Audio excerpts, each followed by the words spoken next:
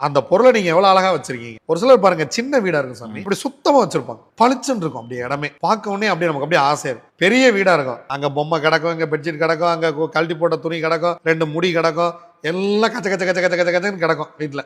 ஏன்னா அவர்களுக்கு எண்ணம் இல்லை.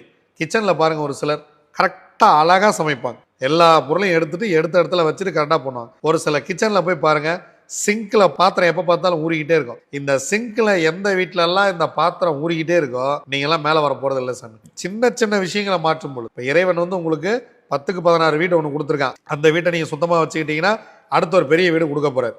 ஏன்னா உங்களுடைய பர்ஃபார்மன்ஸை பார்த்துட்டு தான் உங்களுக்கு இன்க்ரிமெண்ட். உங்கள் எண்ணம் மாறாமல் இங்க எதுவும் மாறப்போவது இல்லை. முதல்ல நம்ம எண்ணம் மாறணும், நம்மை பராமரித்துக் கொள்ள வேண்டும். சரியா நம்ம காலை எந்திரிக்கிறோம், குளிக்கிறோம், ஏன் இந்த உடம்பை சுத்தமா வச்சுக்கணும் அப்படிங்கிறதான. இதே போலதான் நம்மை சுற்றி இருக்கக்கூடிய பொருட்களை நாம சுத்தமா வச்சுக்கணும். அந்த பொருளை நீங்க எவ்வளவு அழகா வச்சிருக்கீங்க. ஒரு சிலர் பாருங்க சின்ன வீடா இருக்கும் சாமி, இப்படி சுத்தமா வச்சிருப்பாங்க, பளிச்சுன்னு இருக்கும் அப்படியே இடமே, பார்க்க உடனே அப்படியே நமக்கு அப்படியே ஆசையா இருக்கும். பெரிய வீடா இருக்கும், அங்க பொம்மை கிடக்கும், இங்க பெட்ஷீட் கிடக்கும், அங்க கழட்டி போட்ட துணி கிடக்கும், 2 முடி கிடக்கும், எல்லாம் கச்ச கச்ச கச்ச கச்ச கச்ச கச்சன்னு கிடக்கும் வீட்டுல. ஏன்னா அவர்களுக்கு எண்ணம் இல்லை.